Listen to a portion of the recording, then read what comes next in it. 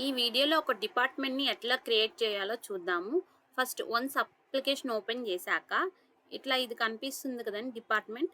దీని మీద క్లిక్ చేయాలి. మనం క్లిక్ చేయగానే ఇట్లా డిపార్ట్మెంట్స్ అని చెప్పి ఒక పేజ్ వస్తుందనమాట. సో, ఈ పేజ్‌లో ఇక్కడ మనకి క్రియేట్ బటన్ కనిపిస్తుంది కదండీ! దీని మీద క్లిక్ చేయాలి.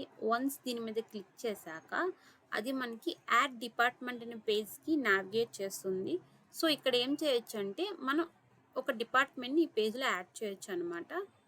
సో, ఇక్కడ నేమ్ అని ఉంది కదండీ! ఇక్కడ డిపార్ట్మెంట్ యొక్క నేమ్ ఇవ్వాలి. డిస్క్రిప్షన్ ఇవ్వాలి. అండ్ డిపార్ట్మెంట్ టైప్ సెలెక్ట్ చేసుకోవాలి. ఇది టీచింగ్ డిపార్ట్మెంటా? నాన్ టీచింగ్ డిపార్ట్మెంట్ అని చెప్పి. మ్యాథ్స్ కాబట్టి టీచింగే. నేను టీచింగ్ సెలెక్ట్ చేసుకుంటున్నా. వన్స్ ఇవన్నీ ఫిల్ చేశాక సబ్మిట్ మీద క్లిక్ చేయాలి. అప్పుడే మనకి డిపార్ట్మెంట్ అనేది క్రియేట్ అవుతుంది. So, click on submit button. చూడండి, డిపార్ట్మెంట్ అనేది క్రియేట్ అయిపోయింది. సో, ఇట్లా మనం ఒక డిపార్ట్మెంట్‌ని క్రియేట్ చేసుకోవచ్చు అనమాట.